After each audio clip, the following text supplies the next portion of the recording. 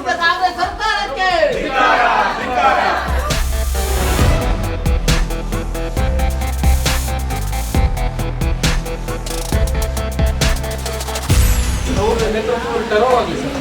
ನಾವು ಬಂದಿದ್ವಿ ಎಲ್ಲ ಸದಸ್ಯರು ಈ ಕಾರಣಕ್ಕಾಗಿ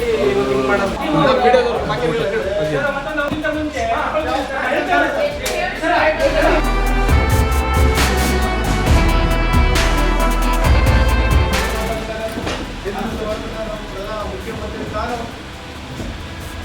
ಇದಿದ್ದವರೆಲ್ಲ ಹಿಂದುಳಿದು ಹೋಗ್ತಾರೆ ನಾವು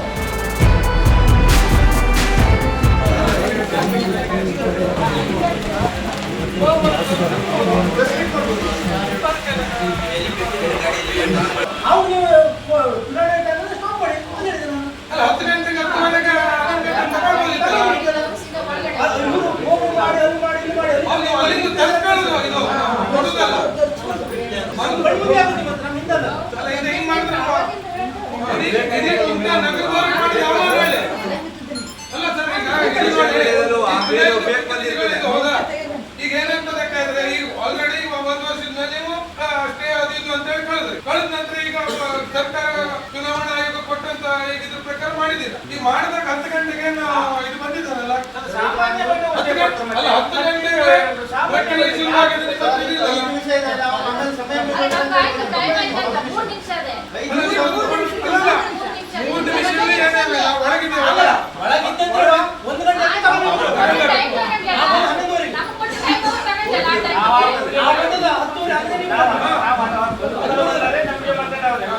ಅವಾಗ ಇವ್ರ ಹತ್ರ ಇಲ್ಲ, ಡಾಕ್ಯುಮೆಂಟ್ ಇಲ್ಲ.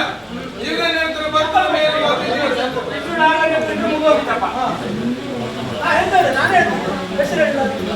ಕಾಂಗ್ರೆಸ್ ಸರ್ಕಾರ ಅಧಿಕಾರಕ್ಕೆ ಬಂದರೆ ಯಾವುದೇ ಮೀಸಲಾತಿಯನ್ನು ತರದೆ ಪುರಸಭೆ, ನಗರಸಭೆ, ಪಟ್ಟಣ ಪಂಚಾಯತ್ಗಳಿಗೆ ಯಾವುದೇ ಜನಪ್ರತಿನಿಧಿ ಅಧಿಕಾರವನ್ನು ಕೊಡದೆ ಕೇವಲ ಅಧಿಕಾರಿಗಳ ಮುಖೇನ ಅವರಿಗೆ ಬೇಕಾದವರಿಗೆ ಬಳಸ್ಕೊಳ್ಳೋದ್ರ ಮುಖೇನ ಆಡಳಿತವನ್ನು ಮಾಡ್ತಾರೆ. ಮನೆ ಹಂತದಲ್ಲಿ ಶಾಸಕರ ಒತ್ತಾಯದ ಮೇರೆಗೆಯಲ್ಲಿ ನಡೆದಂಥ ಪ್ರಕ್ರಿಯೆಯಲ್ಲಿ ಆದಂಥ ಏನು ಮೀಸಲಾತಿ ಪ್ರಕಟ ಆಗಿದೆ, ಸಾಮಾನ್ಯ ಜ್ಞಾನ ಸಾಮಾನ್ಯವಾಗಿ ಸಾಮಾನ್ಯ ಹೇಳುವಂಥ 50% ಯಾವಾಗಲೂ ಬರ್ಬೋದು, ಉಳಿಬೋದು, ಪ್ರಶ್ನೆನೇ ಇಲ್ಲ. ಮೀಸಲಾತಿಗಳು ಬದಲಾಗ್ತಾ ಇರ್ಬೋದು, ಸಾಮಾನ್ಯ ಯಾವಾಗಲೂ ಬರ್ಬೋದು, ಮತ್ತೊಂದು ಬಾರಿ ಬರ್ಬೋದು. ಆದರೆ ಅದನ್ನೇ ಹಿಡ್ಕೊಂಡು ಅನಾವಶ್ಯಕವಾಗಿ ಅದನ್ನು ಹೇಳ್ತದೆ ಉಂಟ. ವಿಶೇಷವಾಗಿ ನಾನು ಹೇಳ್ತಿರುವಂಥ ಉಂಟ ಪುರಸಭೆಗೆ ಅದನ್ನು ತಡೆ ಹಿಡಿಯುವ ಕೆಲಸ ಕಾಂಗ್ರೆಸ್ ಕಾರ್ಯಕರ್ತರಿಂದನೇ ಆಗಿರುವುದು, ಬೇರೆ ಯಾರು ಅಲ್ಲ. ಮತ್ತೆ ಯಾಕಂದರೆ ಏನು ವರ್ಷದಿಂದ ಮೆಂದ್ಕಂತಿದ್ರು ಅದು ಮುಂದುವರಿಲಿ ಹೇಳಿ ಬೇರೇನಿಲ್ಲ. ಇಲ್ಲಿ ಅಧ್ಯಕ್ಷರು ಉಪಾಧ್ಯಕ್ಷರು ಆಗಬೇಕಿದ್ರೆ ಆಡಳಿತ ವೈಖರಿ ಬದಲಾಗ್ತದೆ. ಜನಪ್ರತಿನಿಧಿಗಳು ಜನಸಾಮಾನ್ಯರಿಗೆ ಆಗಬೇಕಾದ ಕೆಲಸವನ್ನು ಮಾಡಲಿಕ್ಕೆ ತ್ವರಿತವಾಗಿ ಕ್ರಮ ತೆಗೆದುಕೊಳ್ಳೋ ಕೆಲಸ ಮಾಡ್ತಾರೆ. ಈಗ ಹಾಗಾಗೋದಿಲ್ಲ. ಈಗ ಏನು ಸರ್ಕಾರದಲ್ಲಿದ್ದಾರೆ ಅವ್ರ ಮುಖೇನೇ ಆಡಳಿತ ನಡೆಯುವಂಥದ್ದು, ಅವರ ಮುಖೇನ ಅಧಿಕಾರಿಗಳ ಮುಖೇನ ಆಡಳಿತ ನಡೆಯುವಂಥದ್ದು. ಇದು ನಮಗೆ ಮಾಡಿದಂಥ ಅನ್ಯಾಯ, ಜನಪ್ರತಿನಿಧಿಗಳಿಗೆ ಸಾಮಾನ್ಯ ಜನರು ಆಗಬೇಕಾದ ಕೆಲಸಗಳಿಗೆ ಆದಂಥ ಅನ್ಯಾಯ, ಸ್ಥಳೀಯ ಶಾಸಕರಿಗೆ ಹಿನ್ನಡೆ ಮಾಡಬೇಕು ಅನ್ನೋ ದೃಷ್ಟಿಕೋನದಲ್ಲಿ ಮಾಡಿದಂಥ ಪ್ರಕ್ರಿಯೆ ಇದು. ಹಾಗಾಗಿ ನಾವು ಯಾವುದಕ್ಕೂ ಬಗ್ಗೋದಿಲ್ಲ. ನಾವು ನಮ್ಮದೇ ಆಡಳಿತವನ್ನ ಅವ್ರು ಎಷ್ಟು ದಿನ ಸ್ಟೇಗೆ ನಿಂತಾರೆ ನಾವು ನೋಡ್ತೇವದು. ಅದರ ನಂತರದಲ್ಲಿ ನಮ್ಮದೇ ಆಡಳಿತವನ್ನು ತರುವಲ್ಲಿ ನಮ್ಮೆಲ್ಲರ ಪ್ರಯತ್ನ, ನಮ್ಮ ಪ್ರಮುಖರ ಪ್ರಯತ್ನವೇ ಇರುತ್ತೆ. ಕಾನೂನಾತ್ಮಕವಾಗಿ ಕೊಟ್ಟಂತ DC ಅವರ ಆದೇಶಕ್ಕೆ ನಾವು ಮಾನ್ಯತೆ ಕೊಡಬೇಕಾಗ್ತದೆ. ಆದ್ರೆ ಇಲ್ಲಿ ಅಧಿಕಾರಿಗಳು ತಪ್ಪು ಮಾಡಿದ್ದಾರೆ. ನಿನ್ನೆ ಆದಂತ ಈ ಒಂದು ಆರ್ಡರ್ಗೆ ಇವತ್ತು 11:30-11:30ವರೆಗೂ ಎಲ್ಲ ಮೆಂಬರಿಗೆ ಚುನಾವಣೆ ಪ್ರಕ್ರಿಯೆಗೆ ಕರೆಸಿ ನಮಗೆ ಅವಮಾನ ಮಾಡಿದ್ದಾರೆ. ಇಲ್ಲಿ ಅಧಿಕಾರಿ ಬಂದಂತ ಆದೇಶವನ್ನ ನಿನ್ನೆನೆ ಎಲ್ಲ ಸದಸ್ಯರುಗಳಿಗೆ ಇವ್ರು ತಿಳಿಸುವಂತ ಕೆಲಸ ಮಾಡಿದರೆ ಈ ಪ್ರಕ್ರಿಯೆ ಸಂಬಂಧನೇ ಬರೋದಿಲ್ಲಾಗಿತ್ತು, ಯಾರಿಗೂ ಅಗೌರವನೇ ಆಗೋದಿಲ್ಲಾಗಿತ್ತು. ನಿನ್ನೆನೆ ಆದಂತ ಆರ್ಡರ್ ಅದನ್ನು ಮೊದಲೇ ತಿಳಿಸಬೇಕಾಗಿತ್ತು. ಇಲ್ಲಿಯ ಅಧಿಕಾರಿಗಳ ತಪ್ಪಿದು. ಇವತ್ತೇನು ಚುನಾವಣಾ ಅಧಿಕಾರಿಗಳಾಗಿ ಬಂದಿದ್ದಾರೆ, ಇಲ್ಲಿಯ ಚೀಫ್ ಆಫೀಸರ್ ಇರ್ಬೋದು, ಯಾರೇ ಇರ್ಬೋದು, ಅವರ ತಪ್ಪಿದು. ಇಲ್ಲಿಯ ಸದಸ್ಯರಿಗೆ ಅಗೌರವವನ್ನು ತೋರಿಸುವಂತ ಕೆಲಸ ಮಾಡಿದ್ದಾರೆ. ಅವರು ಅದ್ರ ಬಗ್ಗೆ ಕ್ಷಮೆ ಕೇಳ್ತಾರೆ. ಅವ್ರಿಗೆ ಬಿಟ್ಟಂತ ವಿಚಾರಗಳು ನಮ್ಮ ದೃಷ್ಟಿಕೋನದಲ್ಲಿ ಏನ್ ಮಾಡಬೇಕು ಅನ್ನೋದು ನಾವು ಹಿರಿಯರೆಲ್ಲ ಕೂತಿ ಅದರ ಬಗ್ಗೆ ಚರ್ಚೆ ಮಾಡ್ತೇವೆ. ಮುಖ್ಯಮಂತ್ರಿಗಳು ಈ ಸರಿ ಮೊನ್ನೆಯಿಂದ ಹೇಳ್ತಾ ಇದ್ದಾರೆ, ನಾವು ಜನಪ್ರತಿನಿಧಿಗಳು 136 ಮಂದಿ ಜನರಿಂದ ಆಯ್ಕೆಯಾದಂಥ ಸರ್ಕಾರ ಇದನ್ನ ಅಲಗಾಡಿಸುವ ಪ್ರಯತ್ನ ವಿರೋಧ ಪಕ್ಷದವರು ಮಾಡ್ತಾ ಇದ್ದಾರೆ ಅಲ್ಲಿ ಹೇಳ್ತಾರೆ. ಹಾಗಾದ್ರೆ ಇದನ್ನು ಇಲ್ಲಿ ಮಾನದಂಡ ಅದು ಇಲ್ಲದ ನಮ್ಮ ಪುರಸಭೆಗೆ ತಾವಲಿಲ್ಲ. ಇಲ್ಲ, ಇದು ಯಾರು ಸ್ಟೇ ಹೋದವರು ಏನು ಅಂತ ಸ್ವಲ್ಪ ಹಿಂದೆಲ್ಲ ಹೇಳಿದ್ರೆ ಎಲ್ಲ ಏನು ಮಾಡ್ತಾರೆ. ಕಾಂಗ್ರೆಸ್ನವರೇ ಹೋಗಿದ್ದಾರೆ,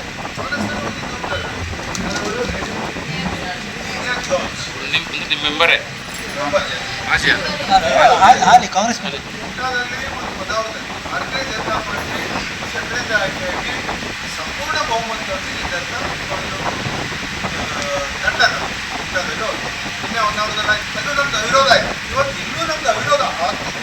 ಅವ್ರಿಗೆ ಸಹಿಸ್ಕೊಳ್ಳಿಕ್ಕೆ ಆಗ್ತಾ ಇಲ್ಲ, ಅವ್ರಿಗೆ ಅವಮಾನ ಆಗ್ತಾ ಇದೆ. ನಮ್ಮ ಪಕ್ಷ ಎಲ್ಲಿ ಇದೆ ಅನ್ನುವಂಥ ಜನ ಏನಾದರೂ ವಿರೋಧಾಗಿ ಊಟದಲ್ಲೂ ವಿರೋಧಾದರೆ ನಮ್ಮ ಪಕ್ಷ ಅಧೋಗತಿಗೆ ಹೋಗಿದೆ ಅನ್ನೋದನ್ನ ಜನ ತಿಳ್ಕೊಳ್ತಾರೆ ಅನ್ನೋದಕ್ಕಾಗಿ ಈ ರೀತಿಯ ಒಂದು ಒಳತಂತ್ರ ಮಾಡಿ ಗೆದ್ದಂಥ ಜನಪ್ರತಿನಿಧಿಗಳಿಗೆ ಅವಮಾನ ಮಾಡುವಂಥ ಕೆಲಸ ಇವತ್ತು ಕಾಂಗ್ರೆಸ್ ಪಕ್ಷ ಮಾಡಿದೆ. ಇದರಿಂದ ನಮಗೆ ನೋವಿದೆ. ಈ ರೀತಿ ಆಗಬಾರ್ದು ಅಂತ ಬೆಳಗ್ಗೆ ಎಲ್ಲರೂ ಬಂದು ಪ್ರತಿ ನಾವು ಮಾಡಿದ್ದೇವೆ. ಹೊನ್ನಾವರದಲ್ಲಿ ಊಟದಲ್ಲೂ ಅವ್ರು ಬರಬೇಕಿತ್ತು, ಕಾಂಗ್ರೆಸ್ ಪಕ್ಷದವರು ಬರಬೇಕಿತ್ತು. ಒಂದು ಸೀಟಾದ್ರೆ ಹಾಕ್ಬೇಕು. ನಾವು ಎರಡು ಕಡೆ ನಮ್ಮನ್ನು ಬಹುಮತ ಇರಲಿಲ್ಲ ಎಂದು ಕಡೆಯಾಗ ಮತ್ತು ಕಡೆ ಎರಡು ಕಡೆ ಅಲ್ಲಿ ನಾವು ಹಾಕಿದ್ದೇವೆ. ಇಲ್ಲ ಹೊನ್ನಾವರದಲ್ಲಿ ಒಂದು ಒಬ್ಬರಿಗೆ ಒಂದೇ ಸೀಟ್ ಅವ್ರು ಕಾಂಗ್ರೆಸ್ ಇದ್ದು ಹೊನ್ನಾವರ ಕಾಲ ಇದು ಪಂಚಾಯತ್ನಲ್ಲಿ ಇಂಥ ಅಧೋಗತಿ ಕಾಂಗ್ರೆಸ್ ಪಕ್ಷಕ್ಕೆ ಬಂದಿದೆ. ಇಲ್ಲಿ ಹೇಗಾದರೂ ಮಾಡಿ ಈ ಅಧಿಕಾರವನ್ನ ಭಾರತೀಯ ಜನತೆ ಕೊಡಬಾರದು, ಬಾಗಿಲಿನಿಂದ ಬರುವಂತ ಮಾಡ್ತಾ ಇದ್ದಾರೆ.